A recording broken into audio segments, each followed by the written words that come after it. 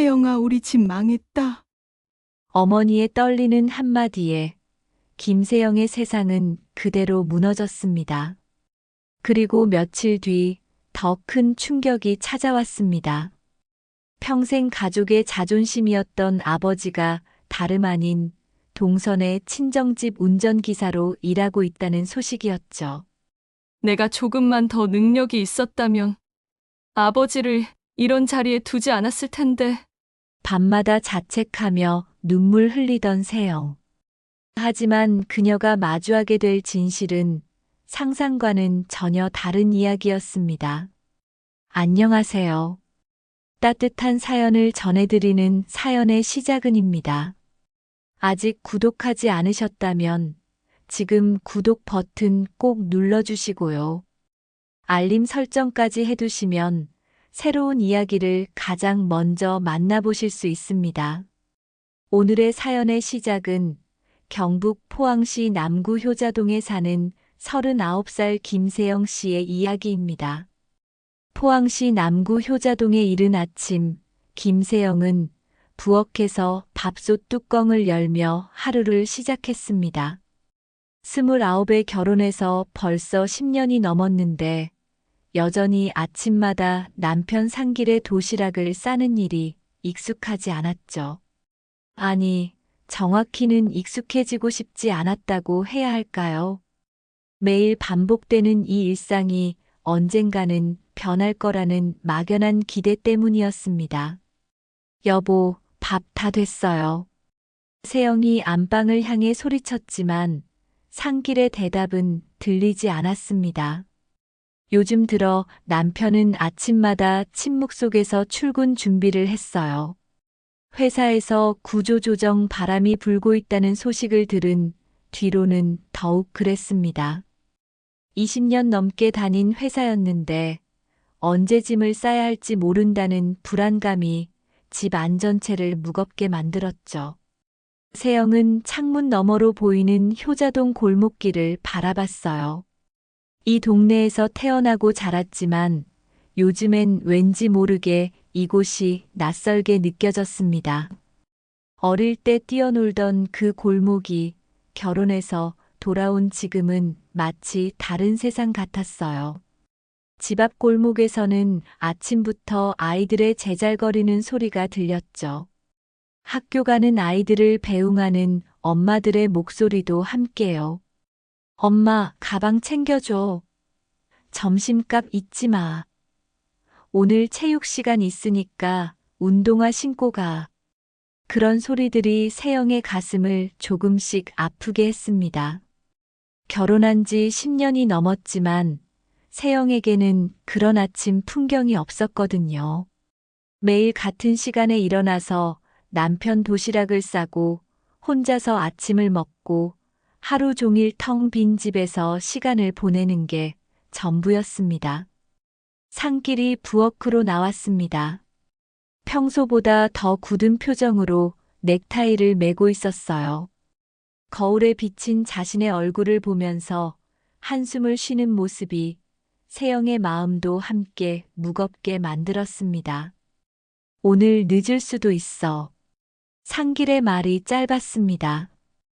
회사 일 때문에요? 세영이 조심스럽게 물었지만 산길은 고개만 끄덕였죠.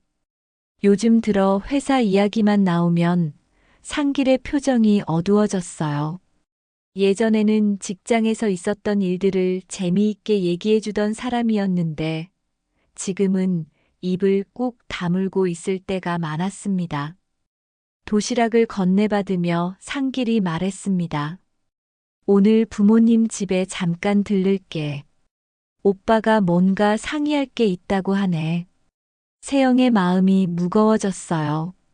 산길이 부모님 집에 간다는 건 대부분 돈 이야기가 나온다는 뜻이었거든요.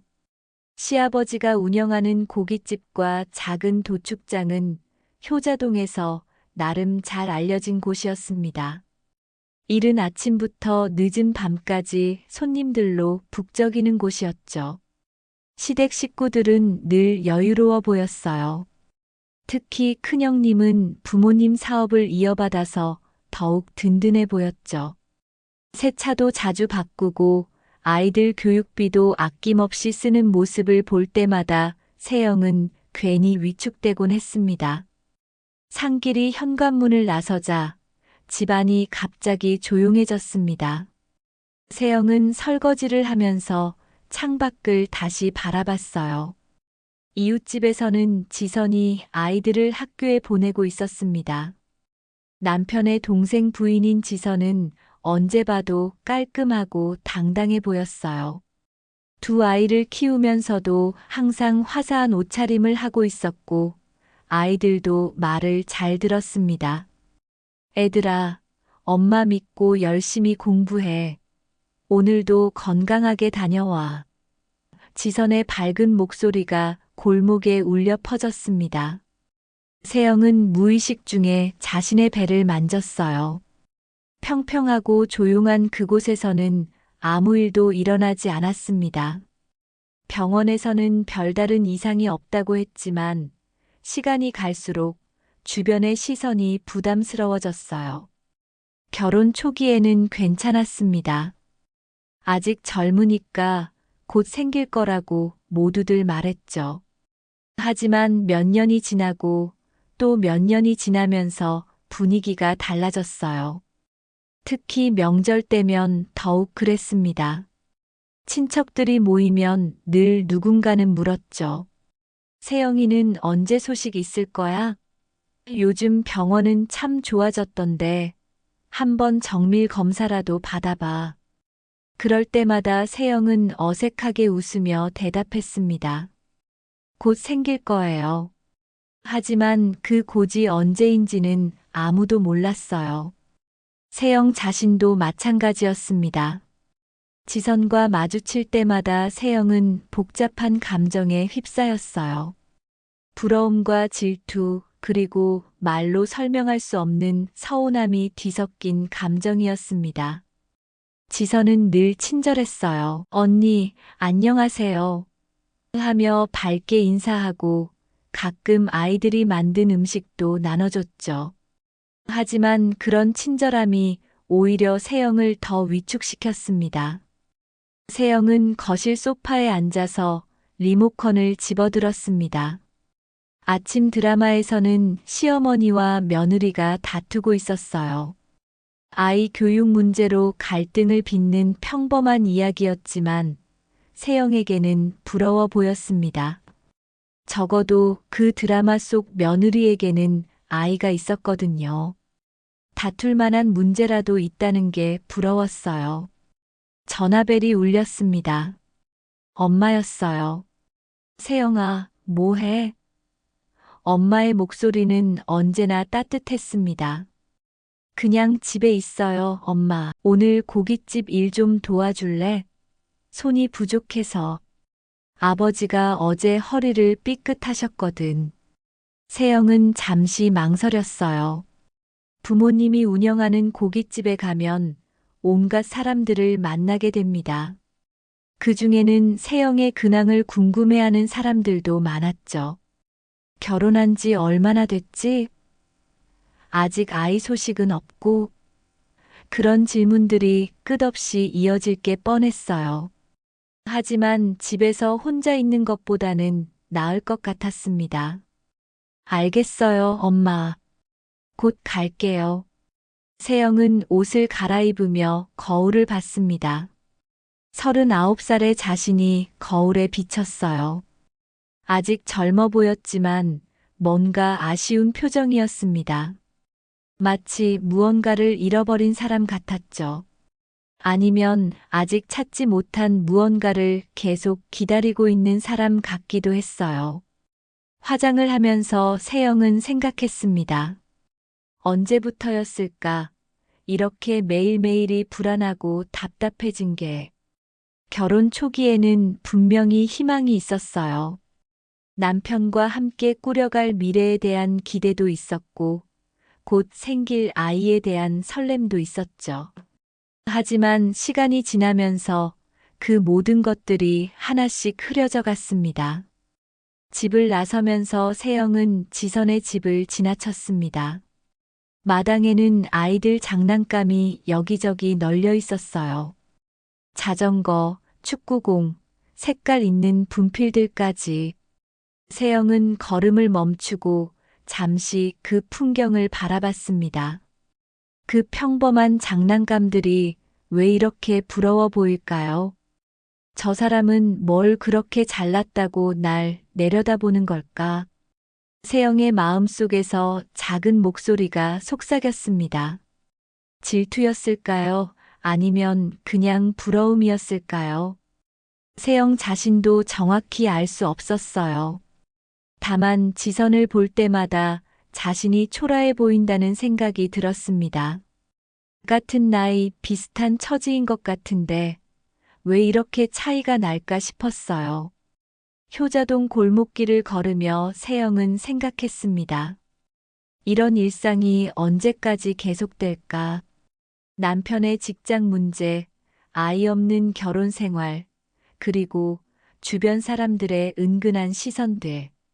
모든 게 불안하고 답답했어요.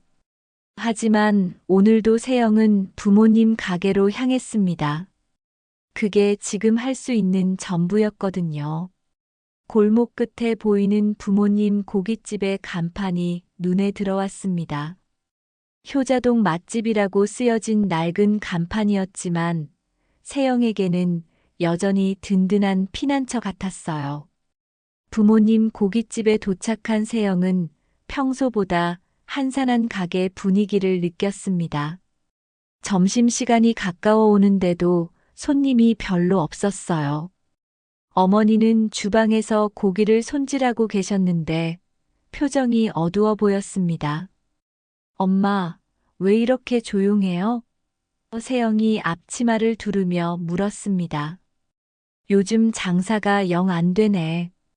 큰 마트들이 생기면서 동네 가게들이 다 죽어가고 있어. 어머니의 한숨 섞인 대답이었습니다. 세영은 가게 안을 둘러봤어요. 어릴 때부터 친숙했던 이 공간이 왠지 낡아 보였습니다. 벽지는 누렇게 변색되어 있었고 냉장고에서 나는 소음도 예전보다 컸어요. 그래도 이곳은 세영에게 안식처 같은 곳이었습니다. 결혼 후 힘들 때마다 달려온 곳이었거든요. 오후가 되자 단골 손님 몇 분이 오셨어요. 세영은 익숙하게 주문을 받고 고기를 구워드렸습니다. 손님들은 세영을 보자 반가워하며 안부를 물었어요. 세영이 오랜만이네. 요즘 어떻게 지내? 결혼한 지 꽤 됐는데 아이 소식은 아직이야? 예상했던 질문들이 나왔습니다. 세영은 어색하게 웃으며 대답했어요. 네, 곧 좋은 소식 있을 거예요. 하지만 마음 한편으로는 씁쓸했습니다. 언제까지 이런 대답을 해야 할까 싶었거든요. 저녁 무렵 아버지가 들어오셨습니다. 평소보다 훨씬 피곤해 보이셨어요. 요즘 고기 유통 쪽으로 사업을 확장하려고 이곳저곳을 뛰어다니고 계셨거든요. 아버지, 많이 힘드시죠?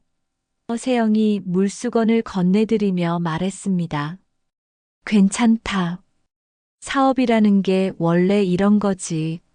아버지는 강하게 말씀하셨지만 눈빛에는 걱정이 가득했어요. 세영은 부모님의 대화를 듣다가 불안한 마음이 들기 시작했습니다. 유통업체와의 계약 이야기, 대출받은 돈 이야기, 보증을 서준 사람들 이야기까지. 세영이 알지 못했던 일들이 많았어요. 집으로 돌아가는 길에 세영은 지선과 마주쳤습니다. 지선은 아이들과 함께 마트에서 장을 보고 오는 길이었어요. 언니, 안녕하세요. 지선이 밝게 인사했습니다. 응, 지선아. 장 보고 와. 세영도 웃으며 대답했지만 지선의 장바구니를 보니 부러움이 들었어요. 아이들을 위한 과자며 우유며 온갖 것들로 가득 찼거든요. 언니는 어디 다녀오세요? 지선이 물었습니다. 친정 가게 일 좀 도와주고 왔어. 아, 그러셨구나. 요즘 고깃집 장사는 어떠세요? 세영은 잠시 망설였어요. 솔직히 말하기가 어려웠습니다. 그냥 그래. 며칠이 지났습니다. 세영은 평소처럼 집안일을 하며 하루를 보내고 있었어요. 상길은 여전히 직장일로 스트레스 받고 있었고, 집에서는 말수가 더 줄어들었습니다. 그러던 어느 날 오후 세영의 핸드폰이 울렸습니다. 어머니의 전화였어요. 하지만 평소와 다르게 어머니의 목소리가 떨리고 있었습니다. 세영아, 어머니의 목소리가 작게 들렸어요. 왜요, 엄마? 무슨 일 있어요? 세영아, 우리 집 망했다.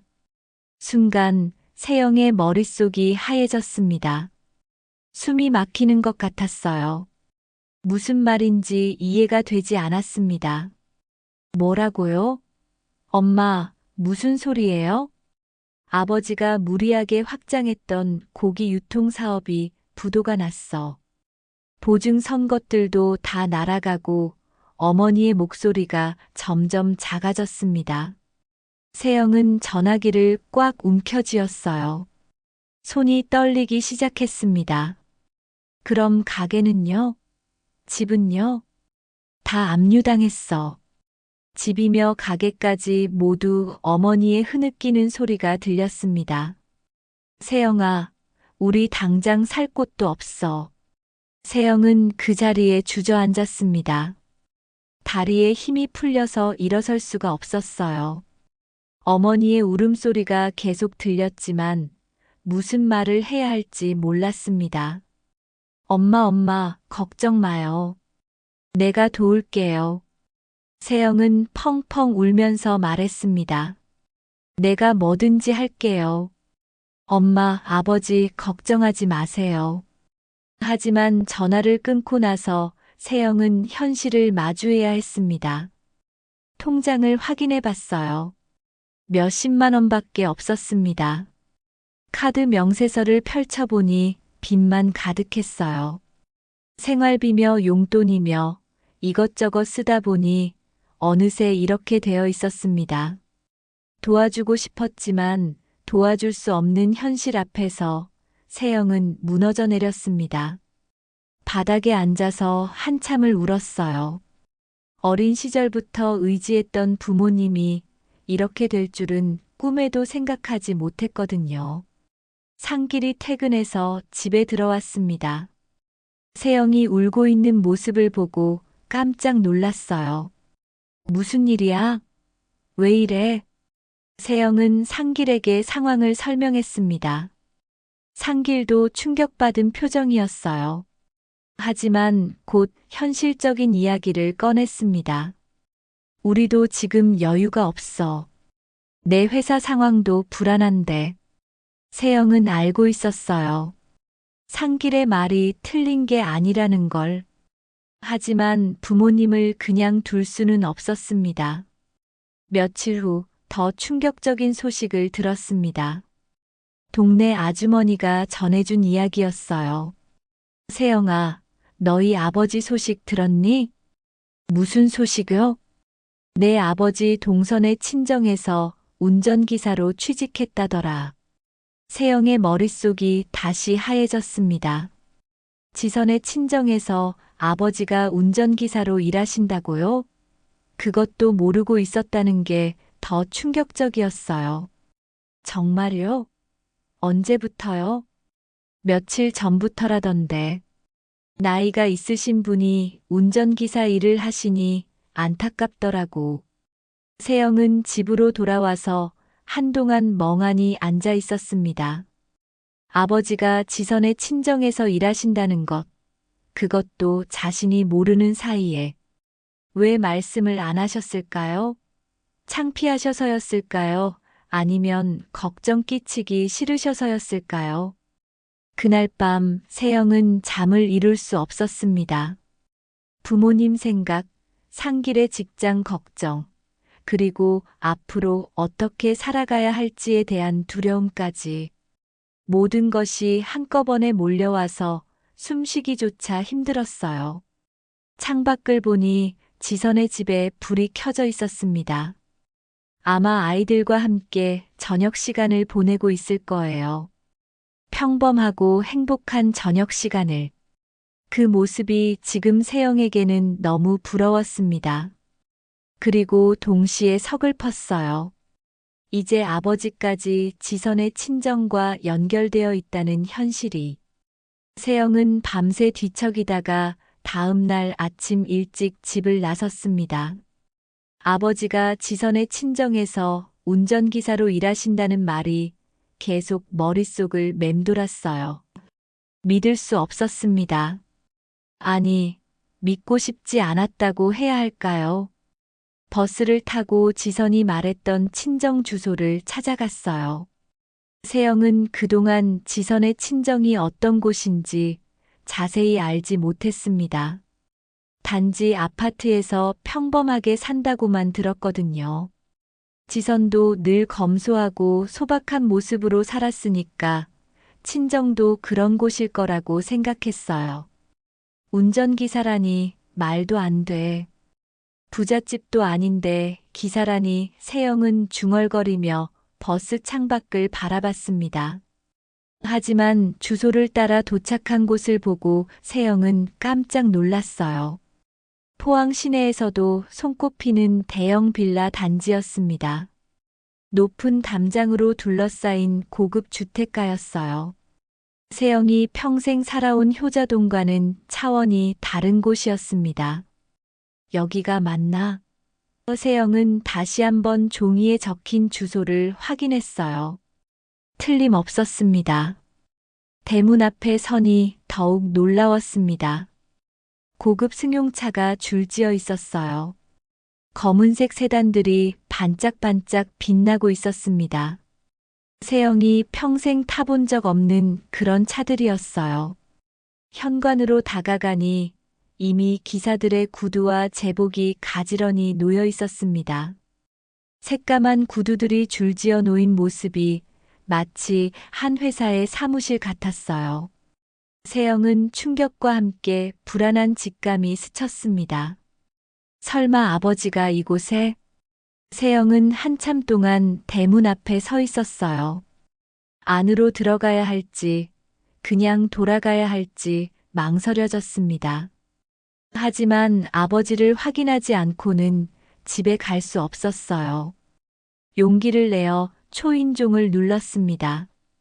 곧 중년 여성의 목소리가 들렸어요. 누구시죠? 저 김세영이라고 합니다. 지선이 언니 때문에 왔는데요. 잠시 후 문이 열렸습니다. 깔끔한 옷차림의 아주머니가 나오셨어요. 지선을 많이 닮았지만 더 품격 있어 보였습니다. 아, 지선이 언니시구나. 들어오세요. 지선의 어머니는 정중하게 세영을 맞아주었어요. 집 안으로 들어가니 세영의 입이 벌어졌습니다. 거실만 해도 세영네 집 전체보다 클 것 같았어요. 고급 소파와 큰 텔레비전, 그리고 값비싸 보이는 장식품들이 곳곳에 놓여 있었습니다. 앉으세요. 차라도 한 잔 드시고. 지선의 어머니가 친절하게 말했습니다. 아니에요. 그냥 혹시 저희 아버지가 여기서 일하신다고 들었는데 정말인가요? 지선의 어머니는 잠시 당황한 표정을 보였어요. 아, 그 일로 오셨구나. 김 기사님 말씀이시죠? 네, 저희 아버지예요. 참 좋으신 분이에요. 일도 성실하게 하시고. 지선의 어머니가 말했지만 세영에게는 전혀 위로가 되지 않았어요. 그때 뒤쪽에서 익숙한 목소리가 들렸습니다. 부인님, 차 점검 끝났습니다. 세영이 돌아보니 아버지였어요. 기사 제복을 입고 모자를 쓴 아버지의 모습이었습니다. 아버지도 세영을 보고 깜짝 놀라셨어요.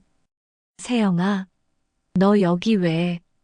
세영은 아버지를 보고 눈물이 났습니다. 평생 자신을 든든하게 지켜주던 아버지가 이렇게 다른 사람 집에서 일하고 계신다는 현실이 받아들여지지 않았어요. 아버지 세영의 목소리가 떨렸습니다. 김 기사님 따님이시구나. 잠깐 쉬시면서 이야기 나누세요.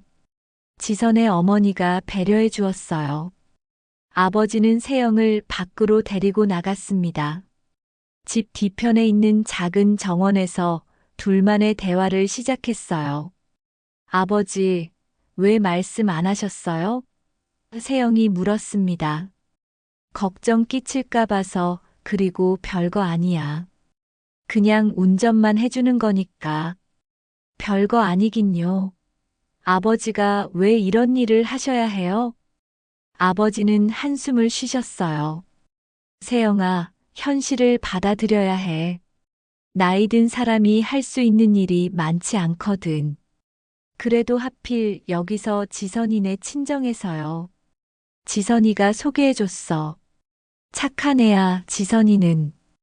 우리 사정을 알고 자기 어머니한테 부탁해 준 거야. 세영은 복잡한 감정에 휩싸였어요. 지선에게 고마워해야 할지 아니면 자존심이 상해야 할지 몰랐습니다. 지선이 도와준 건 고마운 일이었지만 왠지 모르게 굴욕적으로 느껴졌어요. 여기 정말 부잣집이네요. 세영이 말했습니다. 지선이 아버지가 건설업을 하시거든. 포항에서 꽤 큰 업체야. 나는 몰랐는데 지선이가 늘 소박하게 사니까. 세영은 이해할 수 없었어요. 그렇게 부자면서 왜 지선은 그렇게 평범하게 살았을까요? 왜 자랑하지 않았을까요? 아버지, 언제까지 이렇게 하실 거예요?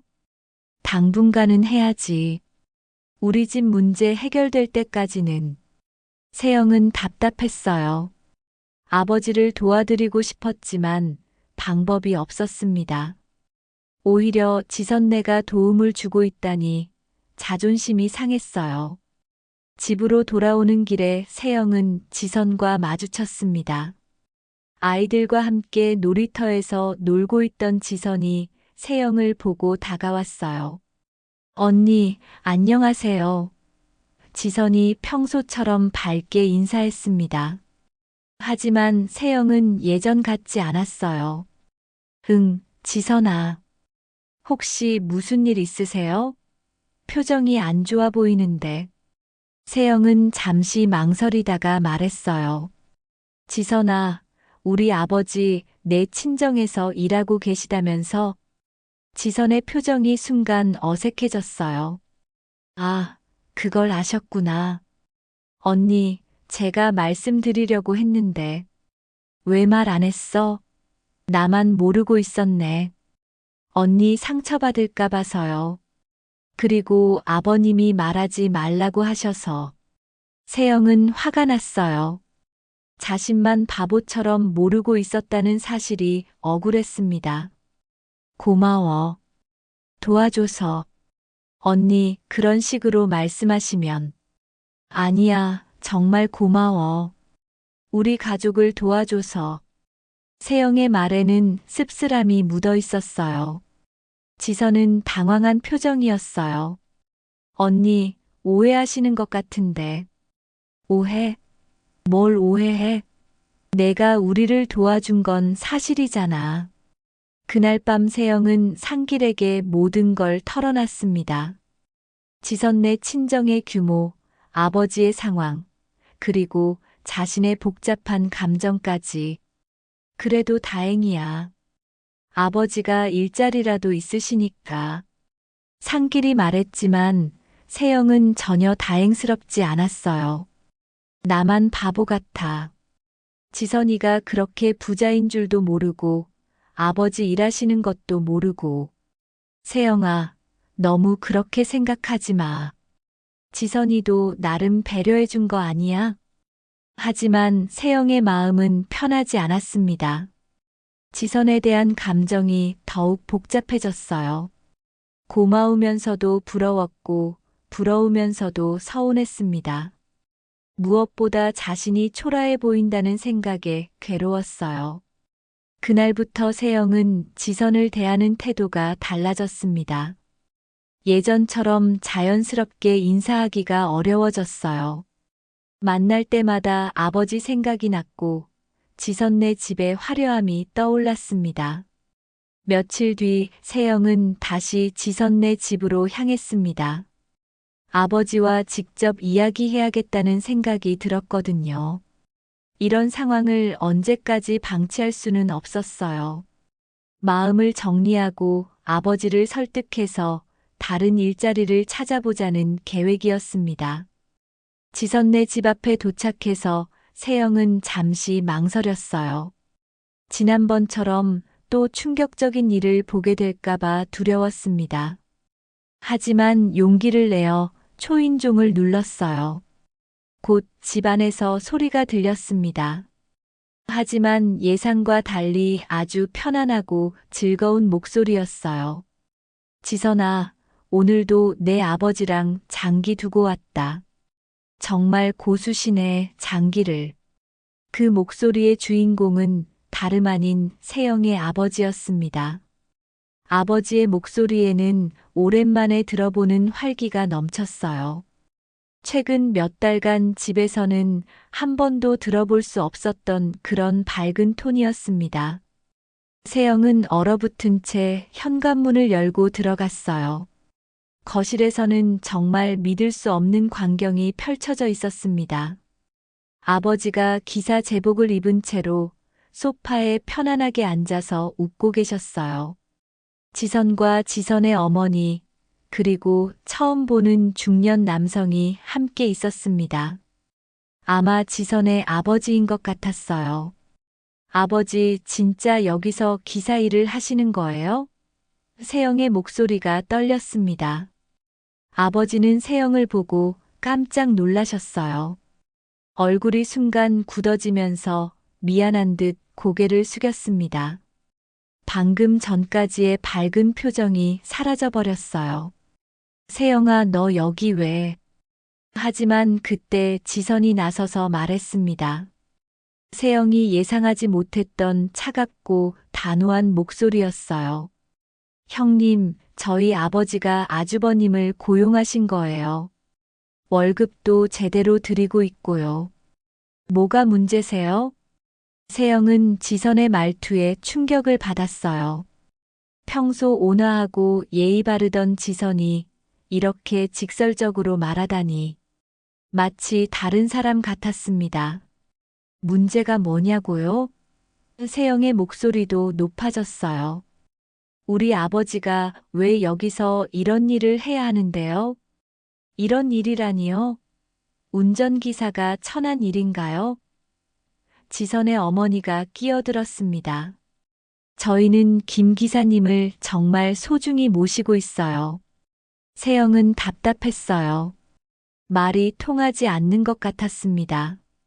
그게 아니라, 형님, 솔직히 말씀드릴게요. 지선이 일어서며 말했습니다. 아주버님이 어려운 상황에 계시잖아요. 저희가 도움을 드리는 건데, 왜 이렇게 나오세요? 세영은 참아왔던 감정이 터져 나왔어요. 눈물이 주룩주룩 흘러내렸습니다. 내가 도움을 못 드린 것도 억울한데 동선의 집 밑에서 일하게 하다니. 세영이 소리쳤습니다. 아버지가 급하게 일어나셨어요. 세영아, 그만해. 여기서 왜 이래? 아버지도 그래요. 왜 말씀 안 하시고 이런 데서 일하세요? 지선의 아버지가 조용히 말했습니다. 김 기사님 따님이시군요. 저는 이해해요, 따님 마음. 하지만 김 기사님은 정말 훌륭하게 일하고 계세요. 저는 그런 게 아니에요. 세영이 흐느끼며 말했어요. 우리 아버지가 이런 식으로 남의 집에서 일하시는 게 견딜 수 없어요. 남의 집이라니요? 지선이 화를 냈습니다. 저희는 가족이나 마찬가지잖아요. 형님 남편하고 저희 남편이 형제고, 그렇다고 해서 이런 식으로 고용하는 게 당연한가요? 그럼 형님이 도와드리세요. 지선의 목소리가 더 커졌어요. 저희 말고 형님이 아주버님 도와드리면 되잖아요. 세영은 할 말이 없었어요. 정말로 자신은 아무것도 할 수 없었거든요. 돈도 없고 방법도 없었습니다. 지선아, 너무하는 거 아니야? 세영이 겨우 말했어요. 뭐가 너무해요? 저희가 잘못한 게 뭐가 있어요?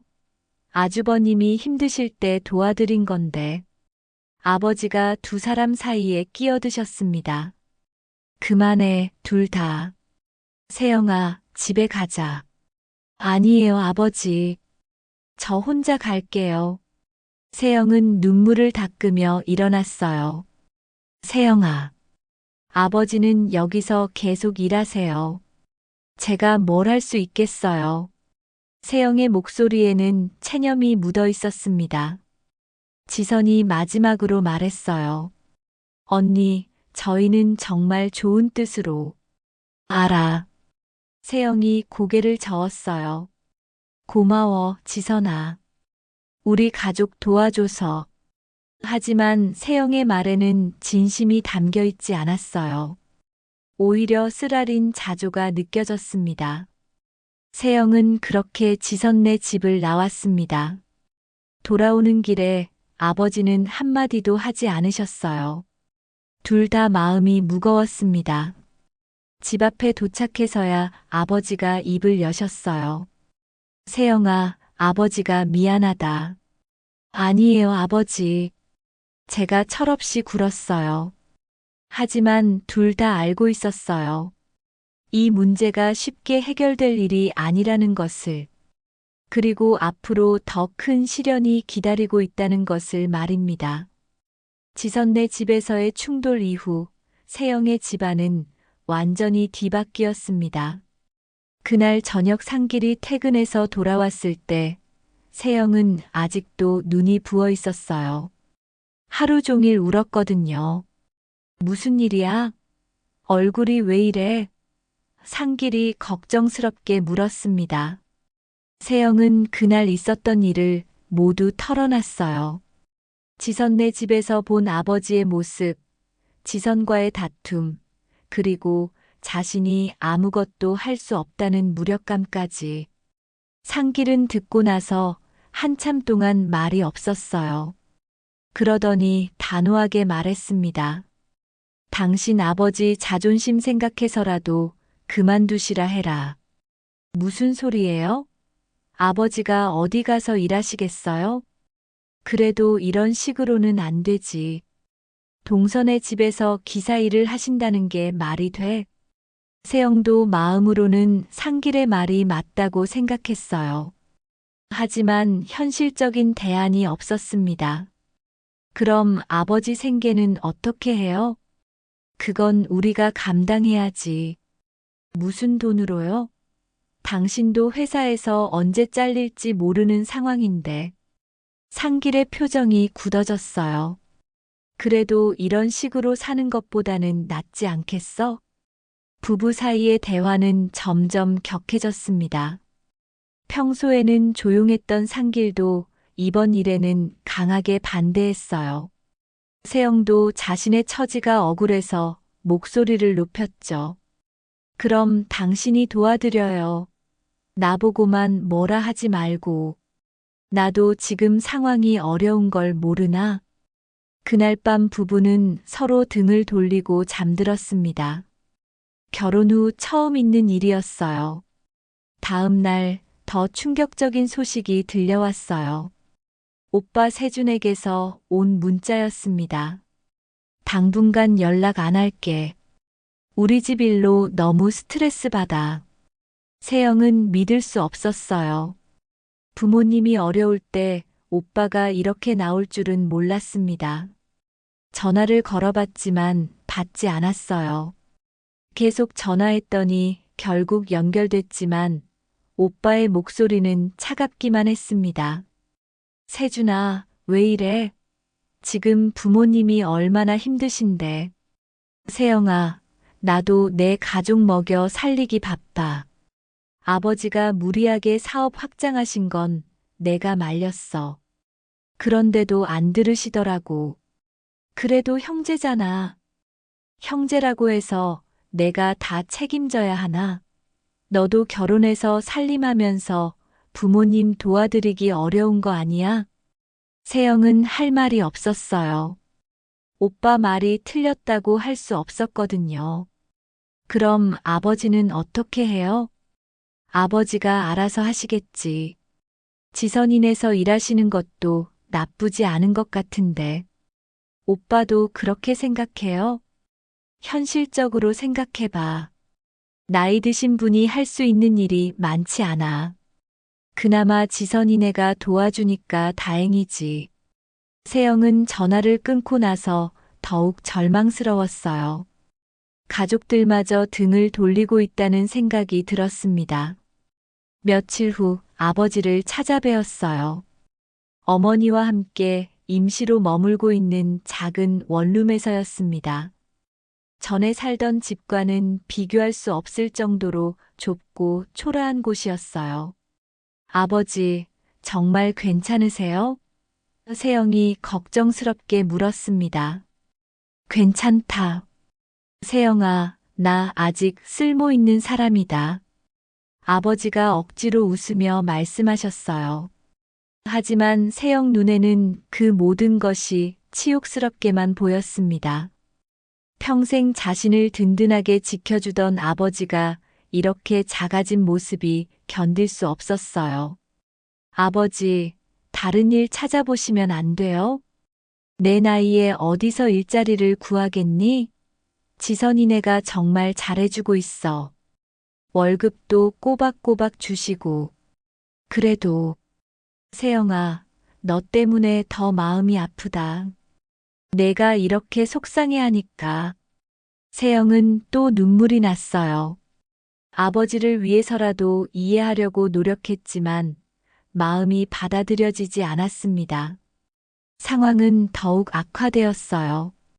시어머니까지 나서서 뒷말을 하기 시작했거든요. 동네 아주머니들과 이야기하면서 이런 말을 퍼뜨렸답니다. 동서가 얼마나 잘났으면 내 친정을 먹여 살리냐. 우리 며느리 친정이 망해서 동선의 집에 빌부터 산다더라고. 그런 말들이 세영의 귀에까지 들어왔어요. 동네를 다닐 때마다 사람들의 시선이 따가웠습니다. 누군가는 동정하는 눈으로, 누군가는 호기심 어린 눈으로 세영을 바라봤어요. 집에서도 상길과의 관계가 점점 어색해졌습니다. 아버지 일 때문에 의견이 갈라진 뒤로는 대화 자체가 줄어들었어요. 상길은 여전히 아버지가 일을 그만두셨으면 한다고 생각했고, 세영은 현실적으로 불가능하다고 봤거든요. 당신은 이해를 안 하는군. 상길이 어느 날 저녁 말했습니다. 뭘 이해 안 한다는 거예요? 아버지 마음 말이야. 남의 집에서 기사 일하시는 게 얼마나 속상하시겠어. 그럼 대안이 있어요? 당신이 도와드릴 수 있어요? 그건 아니지만. 그럼 왜 자꾸 그만두라고 해요?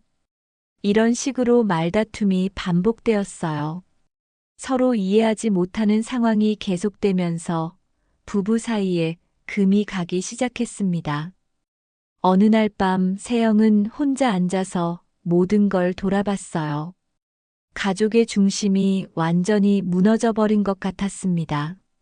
부모님은 어려운 상황에 계시고, 오빠는 연락도 끊었고, 남편과는 갈등만 깊어지고 있었어요. 내가 더 열심히 살았다면 아버지를 이런 자리에 앉히진 않았을 텐데. 세영은 밤마다 혼자 울며 중얼거렸습니다. 결혼 후 경력이 단절된 것, 아이가 없는 것, 경제적으로 여유롭지 못한 것, 모든 게 자신의 잘못인 것 같았어요. 만약 자신이 더 능력이 있었다면 부모님을 이런 상황에 두지 않을 수 있었을 텐데 하는 생각이 계속 들었습니다. 지선과는 완전히 사이가 틀어졌어요. 마주쳐도 인사조차 하지 않았습니다. 예전에는 그래도 이웃사촌으로 지냈는데 이제는 남남보다 못한 사이가 되어버렸어요. 동네에서 만나는 사람들도 어색했어요. 세영의 사정을 아는 사람들은 괜히 조심스러워했고 모르는 사람들은 수군거렸습니다. 저 집은 어떻게 되는 거야? 친정이 망했다면서? 동선의 집에서 기사일 한다던데? 그런 소리들이 세영의 마음을 더욱 아프게 했어요. 효자동에서 태어나고 자란 이 동네가 이제는 숨막히는 곳이 되어버렸습니다. 세영은 이런 상황이 언제까지 계속될지 막막했어요. 가족도 이웃도 심지어 남편과의 관계마저 흔들리고 있었거든요. 혼자서 모든 걸 감당하기에는 너무 버거웠습니다. 세영이 절망에 빠져 지내던 어느 날 뜻밖의 연락이 왔습니다. 지선의 아버지에게서였어요.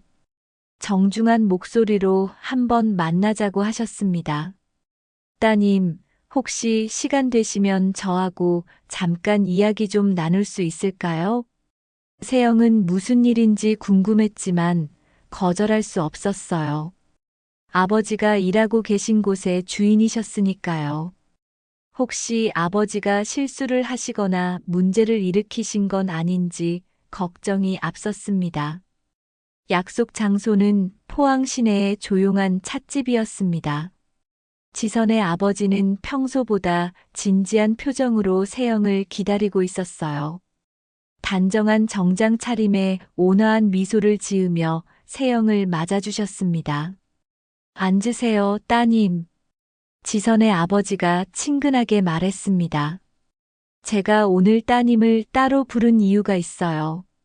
세영은 긴장했어요. 손에 땀이 나기 시작했습니다. 혹시 저희 아버지가 무슨 실수라도. 아니에요, 오해 마시오. 지선의 아버지가 손을 젖으며 말했습니다. 김 기사님은 정말 훌륭하게 일하고 계세요.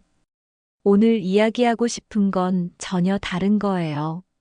세영은 안도의 한숨을 쉬었어요. 하지만 여전히 무슨 이야기인지 궁금했습니다. 그럼 무슨 일이신가요? 지선의 아버지는 잠시 찻잔을 들여다보더니 천천히 입을 열었습니다. 따님, 솔직히 말씀드릴게요. 처음에 저는 김 기사님을 고용할 생각이 전혀 없었어요. 세영의 마음이 다시 무거워졌어요. 네. 지선이가 부탁해서 어쩔 수 없이 승낙한 거였죠. 솔직히 나이도 있으시고 운전 경력도 많지 않으시잖아요. 게다가 제가 필요한 건 전문 운전기사였거든요. 세영은 복잡한 기분이었어요. 역시 동정 때문이었구나 싶어서 마음이 아팠습니다. 하지만 김 기사님을 직접 만나보고 나서 제 생각이 완전히 바뀌었어요. 어떻게요? 지선의 아버지는 진지한 표정으로 말했습니다. 따님, 오해 마시오. 내가 기사로 모신 건 돈 때문이 아니오. 세영은 더욱 궁금해졌어요. 그럼 왜였을까요? 당신 아버지가 내게 먼저 말하더군요. 지선의 아버지가 세영의 눈을 바라보며 말했습니다. 내가 다시 쓸모 있는 사람임을 딸에게 보여주고 싶다고. 세영은 충격을 받았습니다. 아버지가 그런 말씀을 하셨다고요? 귀를 의심했어요. 정말 아버지가 그런 말씀을 하셨나요? 네. 김 기사님이 저에게 솔직하게 말씀하시더라고요. 사업이 망해서 딸에게 짐이 되고 있다는 생각에 너무 괴로우시다고. 특히 딸이 자신을 불쌍하게 여기는 게 가장 견디기 힘들다고 하시더군요. 세영의 눈에 눈물이 고였어요. 아버지의 진짜 마음을 전혀 이해하지 못했다는 걸 깨달았거든요. 아버지가 말씀하시길 망한 장사꾼으로 기억되고 싶지 않다고 하시더라고요. 여전히 일할 수 있고 가족을 위해 뭔가 할 수 있는 사람임을 보여주고 싶다고. 지선의 아버지는 따뜻한 미소를 지으며 계속 말했습니다. 그 말씀을 들었을 때 저는 깊이 감동받았어요. 아, 이분은 정말 자존심이 강한 분이구나 하고 말이죠. 자존심이요? 그렇죠. 진짜 자존심 있는 사람은 어떤 상황에서도 포기하지 않아요. 김 기사님이 바로 그런 분이세요. 세영은 지금까지 아버지를 바라보던 자신의 시선이 얼마나 잘못되었는지 깨달았습니다. 아버지는 굴욕당하는 게 아니라 스스로 이를 선택하신 것이었어요. 그뿐만 아니에요. 김 기사님이 얼마나 성실한지 아세요? 세영은 고개를 저었어요. 새벽 5시에 나와서 차를 점검하고 하루 종일 운전해도 한 번도 불평하지 않으세요. 젊은 기사들도 힘들어하는 일을 묵묵히 해내시죠. 정말요? 운전 실력도 뛰어나고 무엇보다 예의가 바르세요. 저희 가족들이 모두 김 기사님을 진심으로 존경하고 있어요. 지선의 아버지는 잠시 멈추더니 더욱 진지하게 말했습니다. 따님, 김 기사님은 실패한 가장이 아니에요. 여전히 가족을 위해 몸을 움직이는 자존심 있는 아버지세요. 그 말을 들었을 때 세영의 가슴이 뜨거워졌어요. 지금까지 아버지를 불쌍한 사람으로만 봤던 자신이 부끄러웠습니다. 저는 아버지를 잘못 이해하고 있었네요. 당연해요. 자식 입장에서는 부모님이 힘들어하시는 모습을 보기 어렵죠. 하지만 김 기사님은 힘들어하시는 게 아니에요. 오히려 자랑스러워하고 계세요. 자랑스럽다고요? 네. 아직도 누군가에게 도움이 될 수 있다는 것, 자신의 능력으로 돈을 벌 수 있다는 것을 자랑스러워 하세요. 그런 아버님을 둔 따님이 부럽습니다.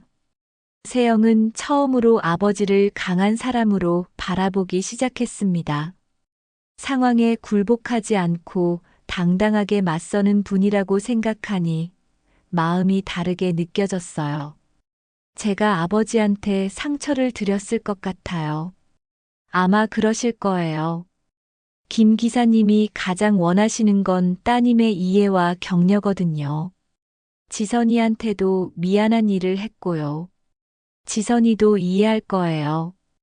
가족을 사랑하는 마음에서 나온 일이니까요. 세영은 그제야 모든 상황이 명확하게 보였어요. 아버지의 선택, 지선의 도움, 그리고 자신의 오해까지. 모든 것이 사랑에서 시작된 일이었는데 자신만 그걸 이해하지 못했던 거였어요. 김 기사님이 자주 하시는 말이 있어요.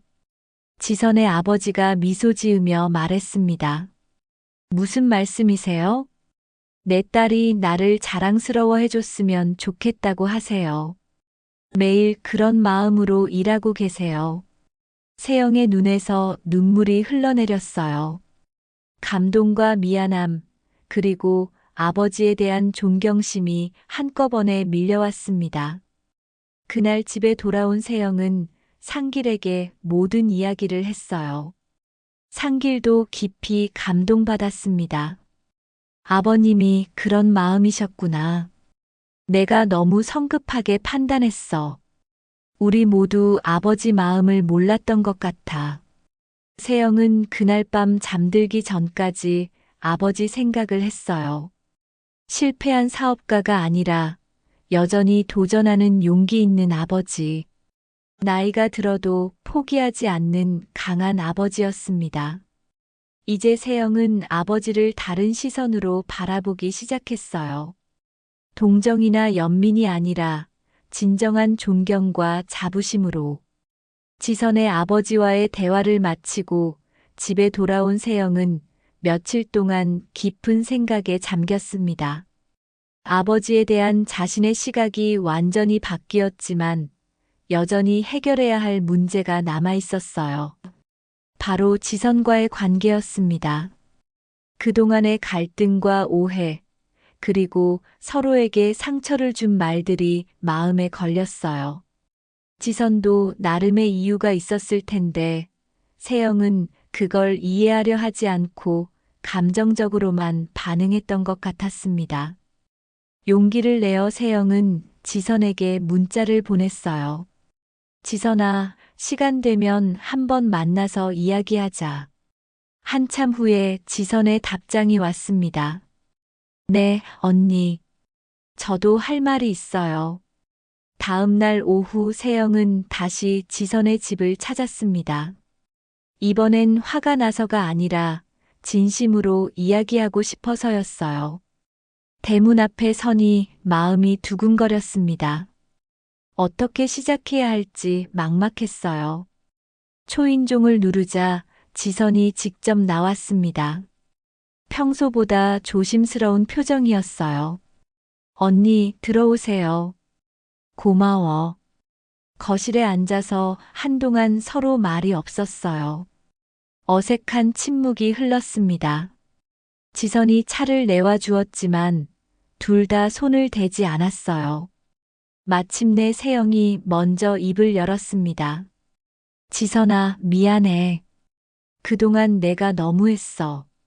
지선은 고개를 들어 세영을 바라봤어요. 눈가가 조금 붉어 보였습니다. 언니, 나 그동안 내 마음을 완전히 오해했어. 내가 우리를 도와준 건데 나는 자존심만 내세우면서 화를 냈지. 세영의 목소리가 떨렸어요. 진심이 담긴 사과였습니다. 지선은 잠시 망설이더니 천천히 말했어요. 언니, 사실 저도 언니한테 할 말이 있어요. 뭔데? 지선은 깊은 숨을 쉬고 나서 처음으로 자신의 속내를 털어놓기 시작했습니다. 형님, 사실 저도 어릴 때 아버지가 망해서 빚쟁이들에게 쫓기며 컸어요. 세영은 깜짝 놀랐어요. 지선이 그런 과거가 있었다니 전혀 몰랐습니다. 정말? 네. 제가 초등학교 때였어요. 아버지가 처음 시작한 사업이 완전히 망해서 집도 잃고 한동안 친척집을 전전하며 살았거든요. 지선의 목소리에 옛 아픔이 묻어 있었어요. 그때 정말 힘들었어요. 학교 친구들한테는 숨기고 다녔지만 집에 오면 엄마가 울고 계시고 아버지는 술만 드시고 세영은 말없이 지선의 이야기를 들었어요. 그런데 아버지가 포기하지 않으셨어요. 다시 작은 일부터 시작하셔서 조금씩 회사를 키우셨거든요. 그 모습을 보면서 저는 깨달았어요. 뭘? 일할 수 있음이 축복이라는 걸. 나이가 들어도 실패해도 다시 일어설 수 있다면 그게 가장 큰 힘이라는 걸요. 지선의 말을 들으니 세영도 이해가 되기 시작했어요. 그래서 언니 아버지가 기사 일을 하실 때도 전 한 번도 부끄럽다고 생각한 적 없어요. 정말? 네. 오히려 존경했어요. 그 나이에 새로운 일을 배우시고 가족을 위해 몸을 움직이시는 모습이 세영은 지선의 진심을 느낄 수 있었어요. 지금까지 지선을 잘못 이해하고 있었던 거였습니다. 나는 내가 우리를 동정한다고 생각했어. 동정이 아니라 이해였어요, 언니. 저희 가족도 그런 시절을 겪어봐서 알거든요. 얼마나 힘든지. 지선이 계속 말했어요. 그리고 언니한테 솔직히 말하고 싶었는데 어떻게 말해야 할지 몰랐어요. 저희 집이 이렇게 큰 줄 모르셨잖아요. 맞아. 나는 정말 몰랐어. 일부러 숨긴 건 아니에요. 그냥 자랑하고 싶지 않았어요. 어릴 때 가난했던 기억 때문에 화려한 걸 드러내는 게 부담스러웠거든요. 세영은 그제야 모든 것이 이해되었습니다. 지선이 왜 그렇게 소박하게 살았는지, 왜 자신의 집 얘기를 하지 않았는지. 지선아, 내가 너무 성급하게 판단했구나.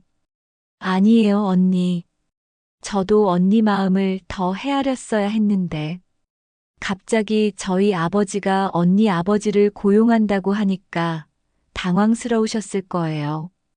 둘은 서로를 바라보며 미소를 지었어요. 오해가 풀리니 마음이 한결 가벼워졌습니다. 사실 저도 언니한테 서운했어요. 지선이 조심스럽게 말했어요. 뭐가? 저는 정말 도움이 되고 싶었는데 언니가 그렇게 화를 내시니까 제가 잘못 생각한 건가 싶어서. 미안해, 정말. 내 마음을 몰라줘서. 이제 다 지난 일이에요. 오히려 이번 일로 언니랑 더 가까워진 것 같아요. 세영도 그렇게 생각했어요. 서로의 아픈 과거와 진심을 알게 되니 전보다 훨씬 깊이 이해할 수 있게 되었습니다. 그런데 언니 아버님 정말 멋있으세요. 응, 저희 아버지가 그러시더라고요. 김 기사님은 정말 자존심 있는 분이라고. 어떤 상황에서도 당당하시다고. 세영의 가슴이 뿌듯해졌어요. 아버지가 다른 사람들에게도 인정받고 계신다니. 그리고 일도 정말 잘하세요. 저희 아버지가 김 기사님만큼 믿을 만한 기사는 처음이라고 하셨어요. 정말? 우리 아버지가? 네. 시간도 정확하시고, 운전도 안전하시고, 무엇보다 예의가 바르시다고. 세영은 이제 완전히 이해했습니다. 지금까지의 갈등은 서로의 상처를 몰라서 생긴 오해였다는 것을. 지선은 자신의 아픈 과거 때문에 더 깊이 이해하고 있었고, 자신은 그런 지선의 마음을 전혀 모르고 있었던 거였어요.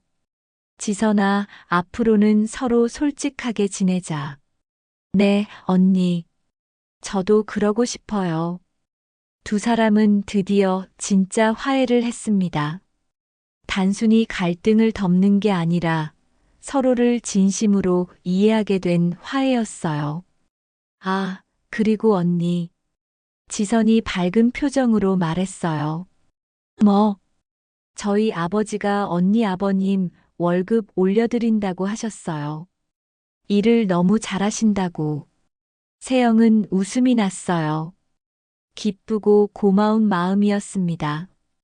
고마워, 지선아. 정말로. 저야말로 고마워요, 언니. 이렇게 이해해 주셔서. 그날 세영은 집에 돌아가면서 마음이 한결 가벼웠어요. 지선과의 오해도 풀렸고 아버지에 대한 자신의 생각도 바뀌었으니까요. 이제 진짜 새로운 시작을 할 수 있을 것 같았습니다. 지선과의 화해 이후 세영의 삶은 조금씩 변하기 시작했습니다. 가장 먼저 달라진 건 아버지를 바라보는 시선이었어요. 예전에는 아버지가 기사복을 입고 나가시는 모습을 볼 때마다 가슴이 아팠지만 이제는 다른 감정이 들었습니다. 아버지, 오늘도 일 나가세요? 세영이 물었어요. 응, 오늘은 지선이 아버지 출장 운전이야. 부산까지 가야 해. 조심히 다녀오세요. 아버지, 운전 실력 믿어요. 아버지는 세영의 말에 환한 미소를 지으셨어요. 딸이 자신을 믿어준다는 말이 얼마나 기뻤는지 표정에서 드러났습니다. 우리 딸이 이제 진짜 철들었네. 아버지 창피한 게 아니라 자랑스러워요.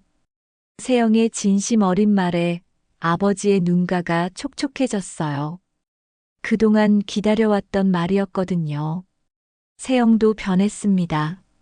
집에서 혼자 시간을 보내던 일상에서 벗어나 새로운 일을 찾기 시작했어요.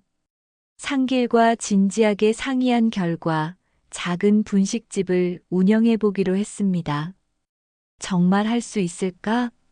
상길이 걱정스럽게 물었어요. 해봐야죠. 아버지도 새로운 일을 시작하셨는데 우리도 할 수 있을 거예요. 효자동 골목 한편에 작은 가게를 얻었어요.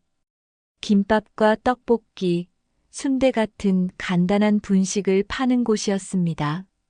처음에는 서툴렀지만 세영은 열심히 배워갔어요. 언니, 김밥 맛있어요. 지선이 아이들과 함께 가게에 왔을 때 말했어요. 정말 고마워, 지선아. 아이들도 여기 떡볶이 좋아해요. 자주 올게요. 지선과의 관계도 완전히 달라졌어요. 이제는 진짜 가족 같은 사이가 되었습니다. 서로의 아픈 과거를 알게 된 후로는 더 깊이 이해하고 배려하게 되었거든요. 어느 날은 지선이 아이들을 데리고 세영의 분식집에서 저녁을 먹었어요. 아이들이 떡볶이를 맛있게 먹는 모습을 보니 세영의 마음도 따뜻해졌습니다. 이모, 이거 정말 맛있어요. 지선의 첫째가 말했어요. 그래, 많이 먹어. 세영은 이런 순간들이 행복했어요. 비록 자신의 아이는 아니지만 아이들의 웃음소리가 가게를 환하게 만들어줬거든요. 분식집을 운영하면서 세영은 많은 사람들을 만났어요. 동네 아주머니들, 학교 다니는 아이들, 직장에서 퇴근하는 사람들까지 저마다 다른 사연을 가진 사람들이었지만 세영은 모두를 따뜻하게 대했습니다. 사장님, 여기 김밥 정말 맛있어요. 단골 손님이 되신 아주머니가 말했어요. 감사해요. 더 맛있게 만들도록 노력할게요. 일을 하면서 세영은 자신감도 생겼어요. 경력 단절로 아무것도 할 수 없다고 생각했는데 새로운 일을 배우고 해낼 수 있다는 걸 깨달았거든요. 상길도 달라졌어요. 처음에는 회사 일로 스트레스 받으며 집에서 말수가 적었는데 이제는 가게 일을 함께 하면서 대화도 많아지고 관계도 좋아졌습니다. 여보, 오늘 매출이 어제보다 나았어. 상길이 기뻐하며 말했어요. 정말 다행이다. 우리 열심히 하는 보람이 있네. 부부가 함께 목표를 가지고 일하니까 결혼 생활도 더 의미 있게 느껴졌어요. 몇 달이 지나자 분식집도 자리를 잡아갔어요. 단골 손님들이 생기고 입소문도 나기 시작했습니다. 무엇보다 세영 자신이 달라진 게 가장 큰 변화였어요. 어느 날 저녁 가족들이 모두 모였어요.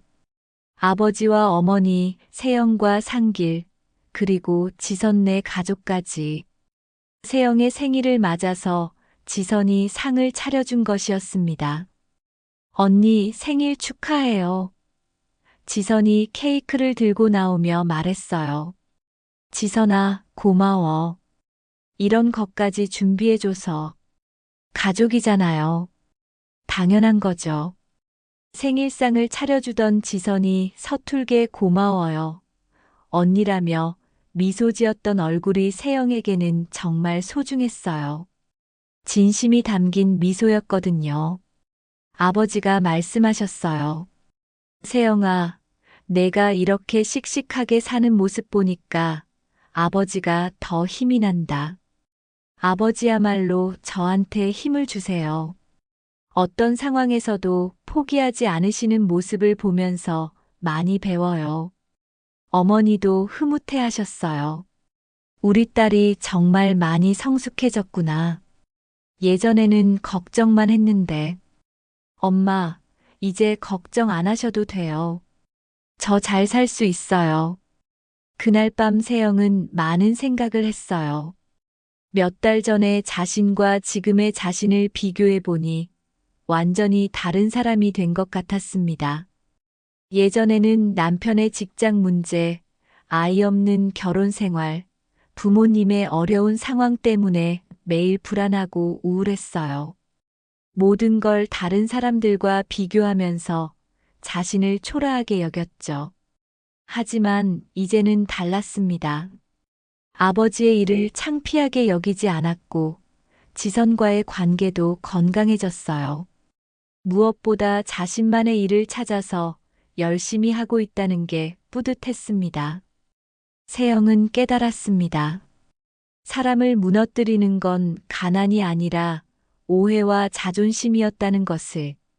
그리고 사람을 살리는 건 솔직한 마음과 이해라는 것을.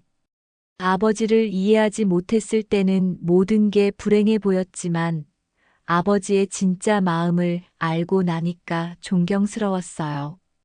지선과 오해하고 있을 때는 모든 게 억울했지만 서로의 상처를 이해하고 나니까 더 깊은 우정이 생겼습니다. 이제 세영은 미래가 기대되었어요. 분식집을 더 크게 키워보고 싶었고 상길과 함께 더 많은 꿈도 꿔보고 싶었습니다. 아이는 아직 없지만 그것 때문에 더 이상 위축되지 않았어요. 지선의 아이들을 보면서 이모 역할을 하는 것도 나름 의미 있다고 생각했거든요. 어느 날 아침 세영은 가게 문을 열면서 혼자 중얼거렸어요. 오늘도 좋은 하루가 될 거야. 효자동 골목의 아침 풍경은 예전과 같았지만 세영이 바라보는 시선은 완전히 달라져 있었습니다. 이제는 모든 것이 희망적으로 보였어요. 아버지가 기사복을 입고 출근하시는 모습도, 지선이 아이들과 함께 학교에 가는 모습도, 상길이 가게 일을 도와주는 모습도 모든 게 소중하고 아름다워 보였습니다. 세영은 이제 알았어요. 행복은 멀리 있는 게 아니라 바로 지금 이 순간에 있다는 것을. 그리고 그 행복을 느끼기 위해서는 다른 사람을 이해하고 자신을 받아들이는 마음이 필요하다는 것을 말이에요. 포항시 남구 효자동의 새로운 아침이 시작되었습니다. 세영에게는 모든 날이 새로운 시작이었어요.